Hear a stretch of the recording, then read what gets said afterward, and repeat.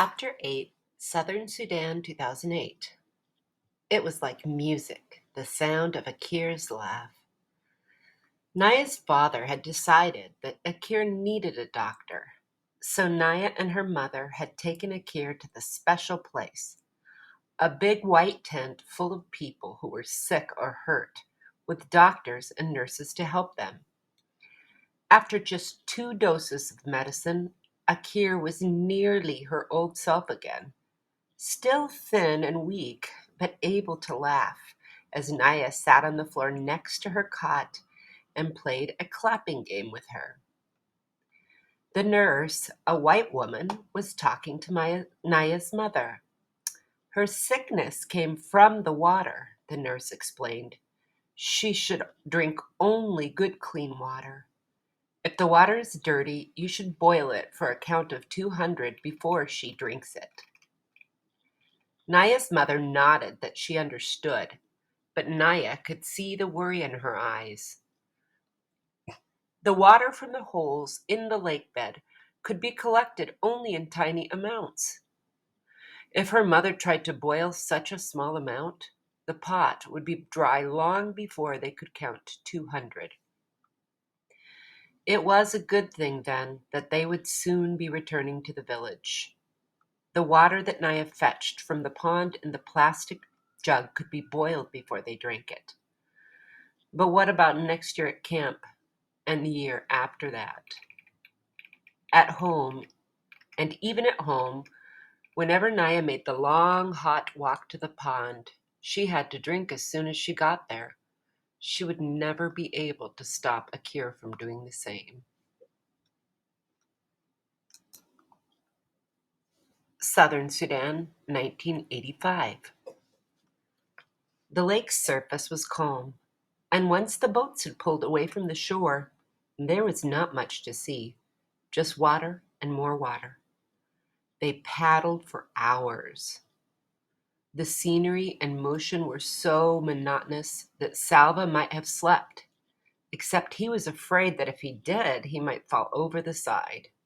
He kept himself awake by counting the strokes of Uncle's paddle and trying to gauge how far the canoe traveled with every 20 strokes. Finally, the boats pulled up to an island in the middle of the river. This was where the fishermen of the Nile lived and worked. Salva was amazed by what he saw in the fishing community. It was the first place in their weeks of walking they had an abundance of food. The villagers ate a lot of fish, of course, and hippo and crocodile meat as well. But even more impressive were the number of crops they grew: cassava, sugarcane, yams. It was easy to grow food when there was a whole river to water the crops. None of the travelers had money or anything of value to trade, so they had to beg for food. The exception was Uncle. The fisherman gave him food without having to be asked. Salva could not tell if this was because Uncle seemed to be the leader of the group or because they were afraid of his gun. Uncle shared his food with Salva, a piece of sugar cane to suck on right away, then fish that they cooked over a fire, and yams roasted in the ashes. The sugarcane juice soothed the sharpest edge of Salva's hunger. He was able to eat the rest of the meal slowly, making each bite last a long time.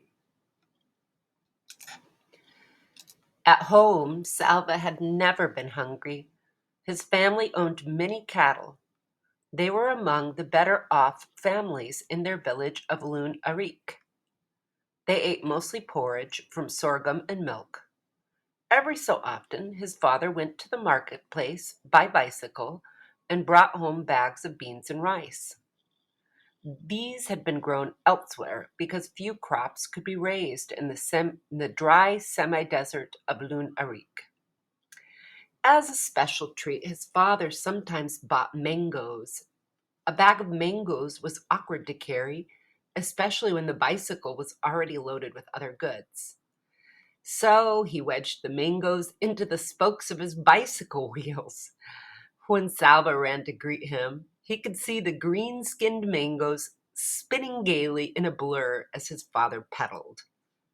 Salva would take a mango from the spokes almost before his father dismounted. His mother would peel it for him, its juicy insides the same color as her headscarf. She would slice the flesh away from the big, flat seed. Salva loved the sweet slices, but his favorite part was the seed. There was always plenty of fruit that clung stubbornly to the seed. He would nibble and suck at it to get every last shred, making it last for hours. There were no mangoes among the fisherman's great stores, but sucking on his piece of sugar cane reminded Salva of those happier times. He wondered if he would ever again see his father riding a bicycle with mangoes in its spokes. As the sun touched the horizon, the fishermen abruptly went into their tents. They weren't really tents, just white mosquito netting hung or draped to make a space so they could lay down inside. Not one fisherman stayed to talk or eat more or do anything else. It was almost as if they all vanished at the same moment. Only a few minutes later, mosquitoes rose up from the water, from the reeds, from everywhere. Huge, dark clouds of them appeared, their high-pitched whine filling the air. Thousands, maybe millions of hungry mosquitoes massed so thickly that in one breath, Salva could have ended up with a mouthful if he wasn't careful. And even if he was, they were everywhere, in his eyes, nose, ears, on every part of his body. The fishermen stayed in their nets the whole night long. They had even dug channels from inside the nets to just beyond them so they could urinate without having to leave their little tents. It didn't matter how often Salva swatted at the mosquitoes, or that one swat killed dozens at a time. For every one he killed, it seemed that hundreds more swarmed in to take its place. With their high singing whine constantly in his ears, Salva slapped and waved at them in frustration all night long. No one in the group got any sleep. The mosquitoes made sure of that. In the morning, Salva was covered with bites. The worst ones were in the exact middle of his back, where he couldn't reach to scratch. Those he could reach, though, he scratched until they bled. The travelers got into the boats one more time to paddle from the island to the other side of the Nile. The fishermen had warned the group to take plenty of water for the next stretch of their journey. Salva still had the gourd that the old woman had given him. Others in the group had gourds too, or plastic bottles. But there were some who did not have a container.